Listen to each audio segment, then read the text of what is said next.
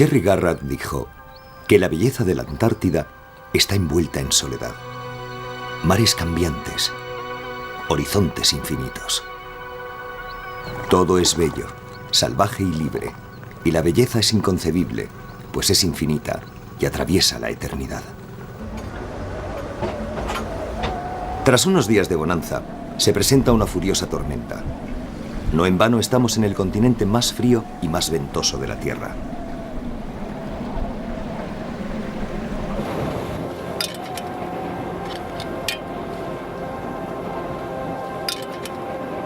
Pero si en la costa las condiciones climatológicas son adversas, en el interior son detestables.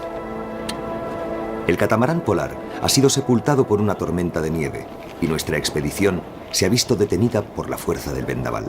La adaptación del catamarán al medio antártico ha requerido un espacio para dormir un poquito más pequeño. Y esto es lo que ya teníamos, por supuesto, teníamos los planos ya hechos. Que acabamos de consumar aquí.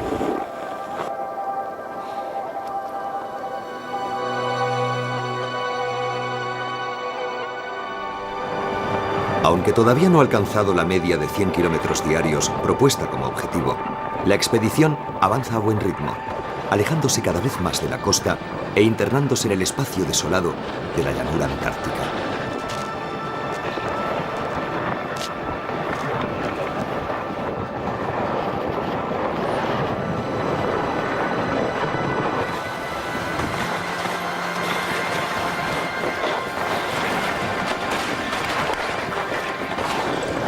El avance se convierte en una incertidumbre continua, debido a este terreno tan accidentado, donde los percances se suceden uno tras otro.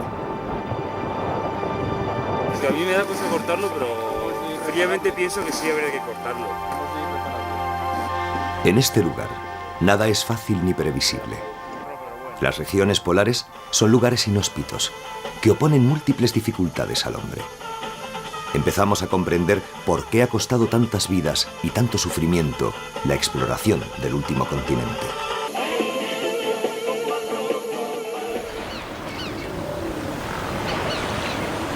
Nuestra expedición es heredera directa de aquellas primeras aventuras polares. En la Antártida y en las islas que la rodean, permanece vivo el recuerdo de los grandes exploradores. Pero sin duda, el lugar más emotivo de todos es este pequeño archipiélago de las Georgias del Sur. Fue aquí donde dio comienzo una de las aventuras más increíbles de la historia de las exploraciones.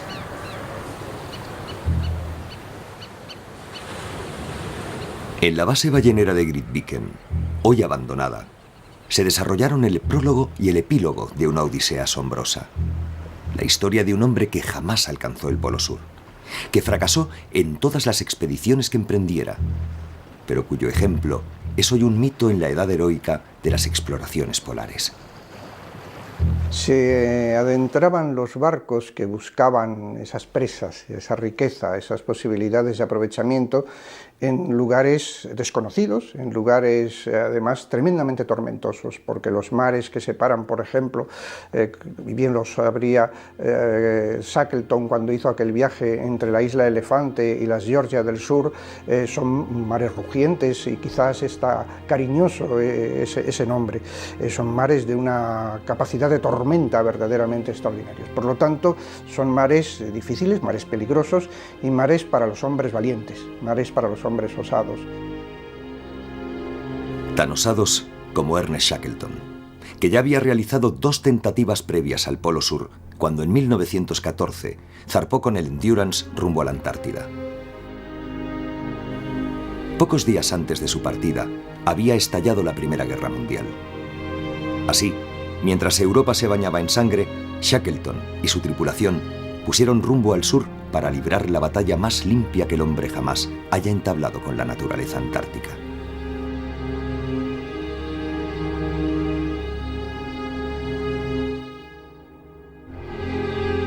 Una naturaleza despiadada, donde el hombre está desterrado y donde únicamente algunos animales perfectamente adaptados pueden sobrevivir.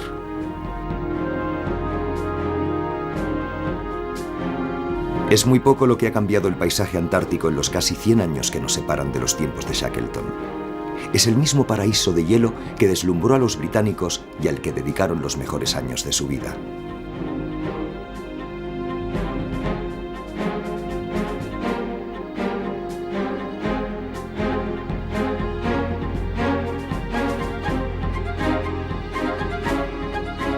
Mantener intacta la pureza del continente blanco, el último descubierto por el hombre, es una tarea de todos. Por eso, nuestra expedición polar utiliza un aparato completamente ecológico, un trineo arrastrado por una cometa. A ver, Ignacio. Ignacio al volante. Peligro constante.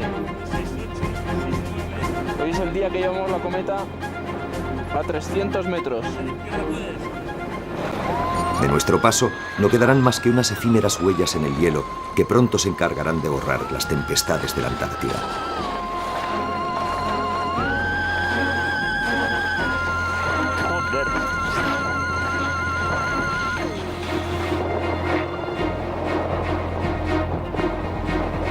En realidad, nuestro viaje está inspirado en un viejo sueño de Shackleton.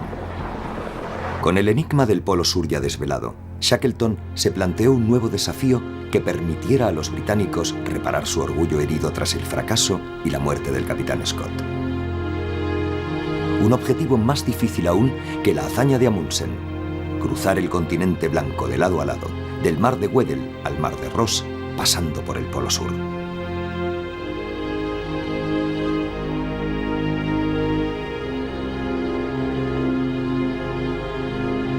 El anuncio que se publicó en la prensa británica para reclutar hombres no dejaba lugar a dudas sobre las penalidades que les aguardaban.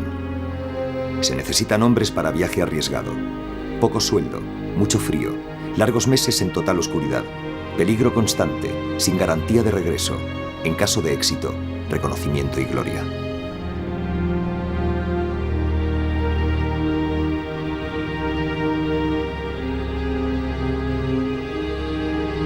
Aunque más parecía un reclamo de suicidio que otra cosa, más de 5.000 voluntarios, desde marineros a científicos, contestaron aquel anuncio, lo que da una idea del temple con el que estaban forjados los hombres de aquella época. Shackleton eligió personalmente a 26, a los que luego hubo que sumar un polizón que se subió en una escala del barco en Buenos Aires.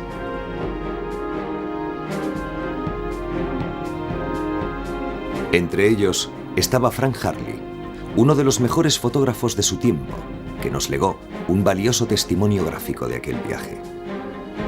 Basta contemplar los rostros de aquellos hombres empeñados en una batalla contra el hielo para comprender que pertenecen a una época extinguida.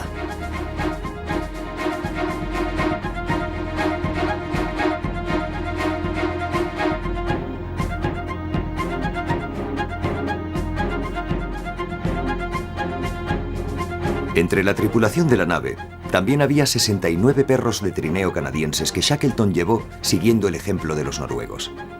Estos animales habían sido la pieza clave del éxito de Amundsen frente a Scott.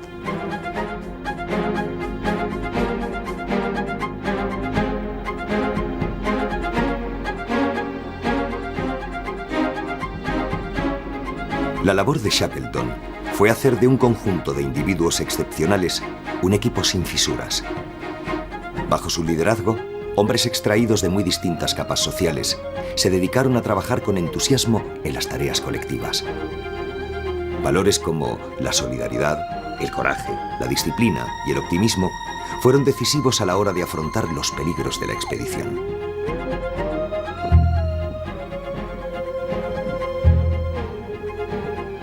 Como el Endurance en el mar de Weddell, estamos atrapados en el lugar más apartado del planeta. Por suerte y por previsión, la estructura del catamarán polar permite constantes reajustes y cambios de estructura, de manera que podamos afrontar los contratiempos que vayamos encontrando en el camino.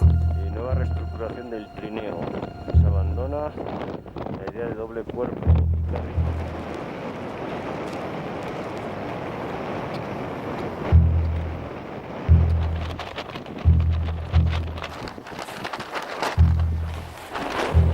Nuestras velas, aparte de ser el motor que nos impulsa, también cumplen un papel en la misión científica que nos hemos comprometido a desarrollar.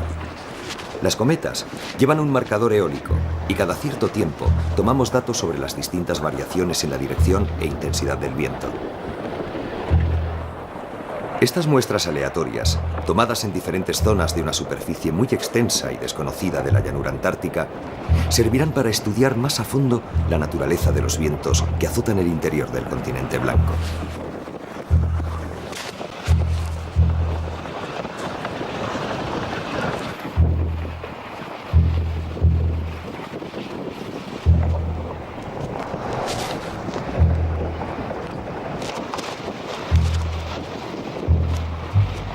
Los vientos catabáticos han modelado el paisaje antártico de forma espectacular. Su nombre viene del griego katabatikos, que significa descendente, y pueden superar los 200 kilómetros por hora.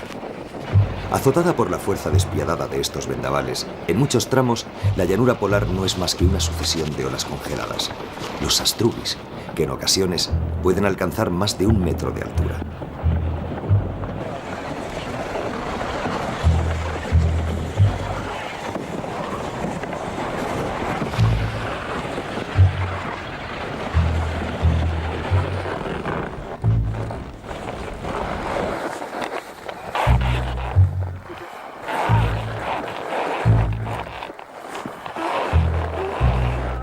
A diferencia de Groenlandia, donde probamos el catamarán anteriormente y cuya llanura polar se presenta lisa, en la Antártida los astrugis son nuestro mayor enemigo. A veces el trineo se clava en ellos y se rompen los travesaños de madera.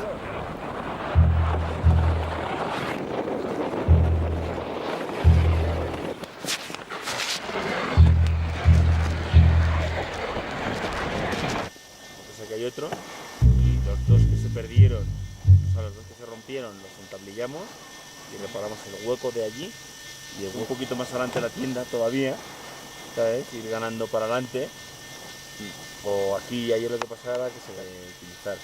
Hombre, este que es el más flojo, lo más atrás posible, o sea que no va a sufrir nada. No se acabe cayendo. No nos queda más remedio que reparar las averías. Las posibilidades de un rescate aquí son muy limitadas y cada vez serán menores a medida que penetremos en lo desconocido.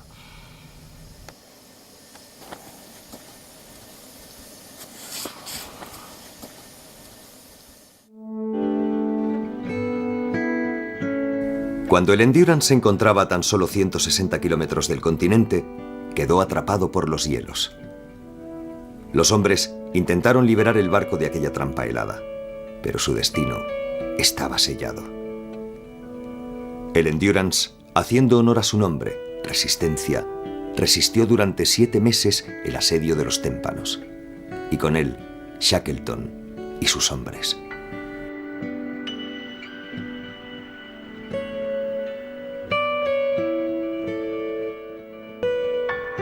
Tras la interminable noche polar y ante la intolerable presión de los témpanos, el 27 de octubre de 1915, Shackleton dio orden de abandonar el barco. Solo rescataron lo imprescindible: algunas provisiones, los perros, las películas de Harley, 3 botes salvavidas y un banjo que Shackleton denominaba medicina espiritual.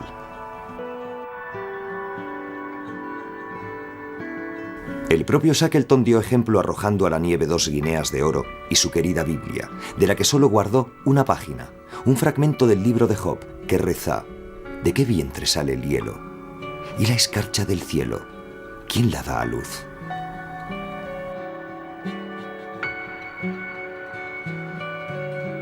Para entonces, el ambicioso objetivo de cruzar la Antártida ya había sido olvidado.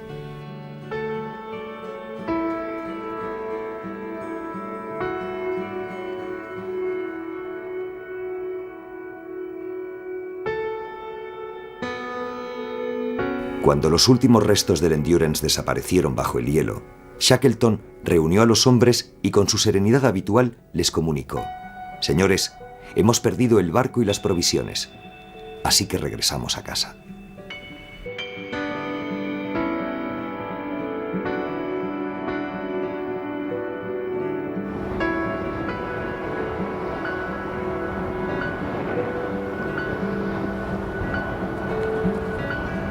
Junto con su barco, Shackleton tuvo que abandonar también su viejo sueño. Su ambicioso proyecto tuvo que aguardar aún mucho tiempo, hasta 1989, cuando el navegante Albert Fuchs y el alpinista Reinhold Messner completaron la primera travesía del continente blanco sin utilizar medios mecánicos. El sueño de Shackleton se había adelantado más de 70 años a su época. Como siempre en la historia de la aventura, la imaginación humana iba muy por delante de los hechos.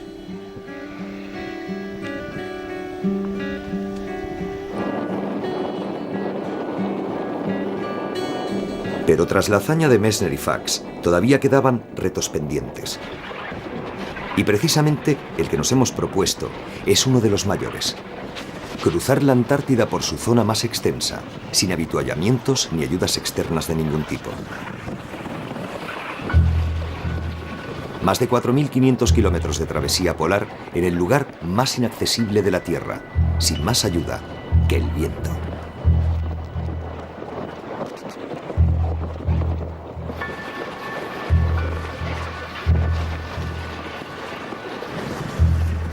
La Antártida colma nuestra necesidad de misterio. Pues como dijo Thoreau, la necesidad que tenemos de misterio es mayor que la necesidad de cualquier respuesta. Y es que sus soledades son enormes. Tiene una extensión de unos 14 millones de kilómetros cuadrados.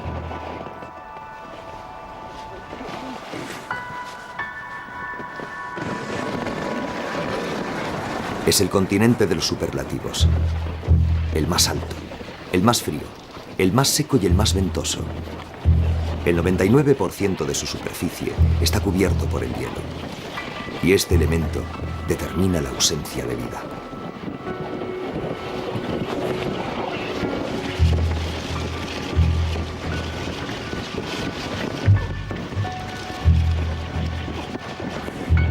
Colocados como baluartes en medio de la nada, los astrugis se han convertido en una referencia constante en el paisaje y en nuestra mayor pesadilla, frenando continuamente nuestro avance, provocando constantes roturas en el catamarán.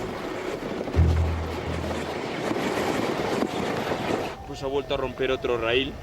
Ahí está un cacho de raíl por la parte de delante, justo donde estaba mi peso mientras conducía. Al pasar un bloque, la solución que hay es entablillarlo con un esquí, poner la parte que estaba para atrás, la ponemos para adelante antes de atar el último travesaño, Juanma. Lo de la cuerda, eso.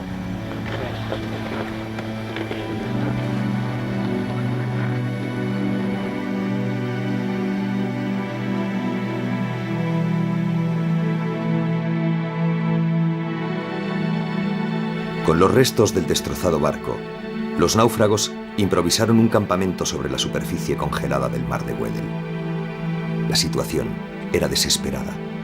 Estaban atrapados en el hielo, sin posibilidad alguna de rescate.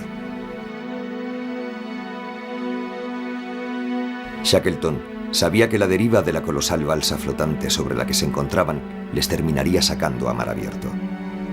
Pero era una apuesta muy arriesgada, porque los témpanos se rompían en plena noche o se volteaban sin previo aviso.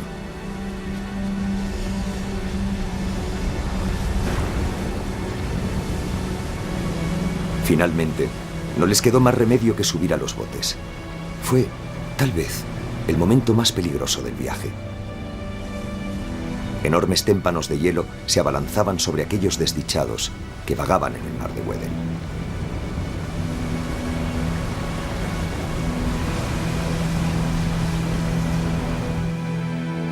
Consiguieron llegar indemnes hasta la isla Elefante, un islote perdido en medio de la nada.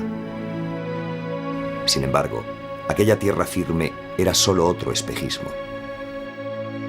Se habían salvado de los hielos, pero estaban perdidos una vez más, sin posibilidad de ayuda, muy lejos de cualquier ruta de navegación. En Inglaterra, hacía ya mucho tiempo que se les daba por muertos.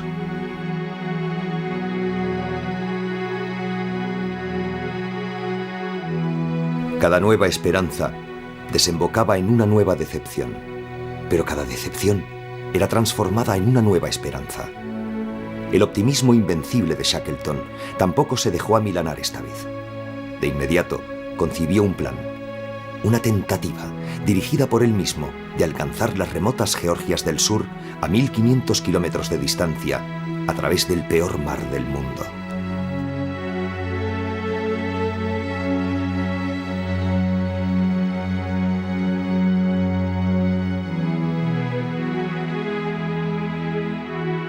Un pequeño bote de 7 metros lastrado por piedras era su única baza. Por suerte, al timón iba Worsley, el capitán del Endurance, un experimentado navegante que embocó la ruta correcta a través de un océano tempestuoso y cuajado de témpanos. Una desviación de un solo grado habría significado la muerte en las heladas aguas del Océano Austral.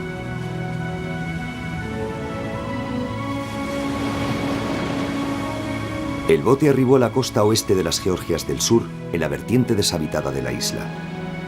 Ni el barco ni la tripulación se encontraban en condiciones de volver al mar. Ahora les separaba de la salvación no el mar, sino las montañas.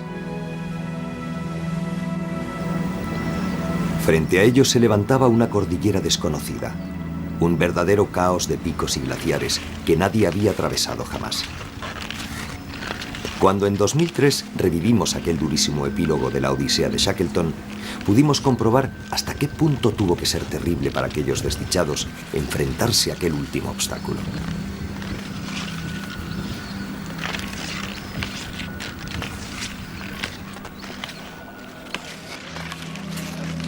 Shackleton dividió de nuevo al grupo. Escogió a Worsley y a Crean, un experimentado marino que había estado anteriormente con Scott para acometer la travesía de la isla.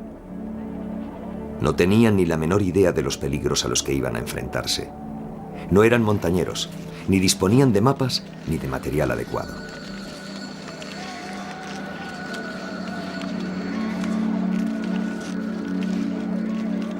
Para escalar, contaban únicamente con provisiones para 3 días, una cuerda gastada, una zuela de carpintero y unos tornillos puestos en las botas para aferrarse mejor al hielo.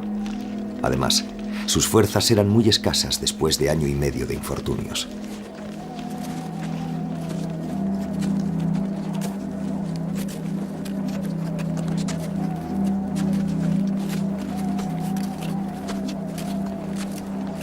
A medida que nos adentrábamos en aquel laberinto de nieve, nos parecía increíble que aquellos 3 hombres exhaustos y mal equipados consiguieran sobrevivir allí. El agotamiento les hizo sufrir alucinaciones e incluso se dejaron resbalar en la noche por una ladera sin saber a dónde irían a parar. Se sentaron sobre la cuerda y se lanzaron pendiente abajo, confiando en no acabar en un precipicio.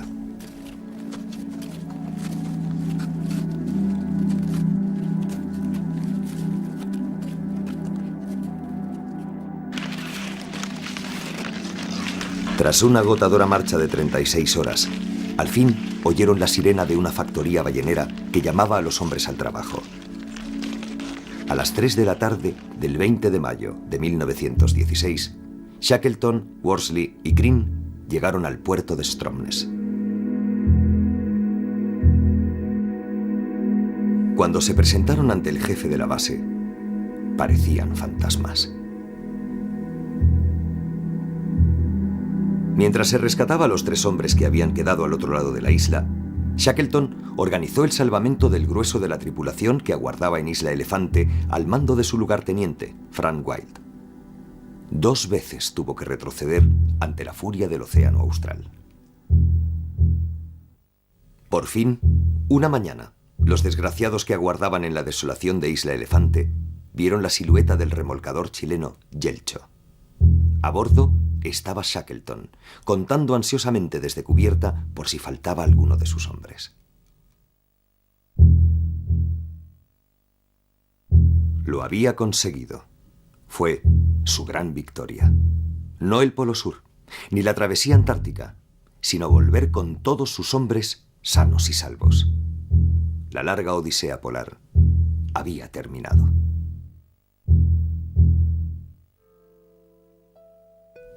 Al regresar a casa, Shackleton encontró otro mundo. Algunas de las vidas que había cuidado con tanto esmero durante casi 3 años de aventura se perdieron en el gran matadero de la guerra. Y a pesar del anuncio en el Times, no habría para ellos ni reconocimiento ni gloria. Shackleton no tuvo suerte en ninguno de los negocios que emprendió después de su gran epopeya. En 1922, quizás impulsado por lo que él mismo llamó nostalgia del hielo, regresó a las Georgias del Sur junto con algunos tripulantes del Endurance. Como si la Antártida reclamara una vieja deuda, Shackleton murió fulminado de un ataque cardíaco la misma noche de su llegada a las Georgias del Sur.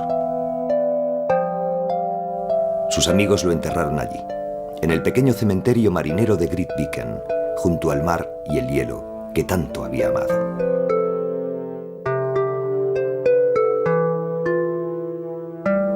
Raymond Presley, un geólogo que había conocido a los 3 grandes exploradores antárticos, dejó escrito: como jefe de una expedición científica, elegiría a Scott. Para un raid polar rápido y eficaz, a Amundsen. Pero en medio de la adversidad, cuando no ves salida, ponte de rodillas y reza para que te envíen a Shackleton.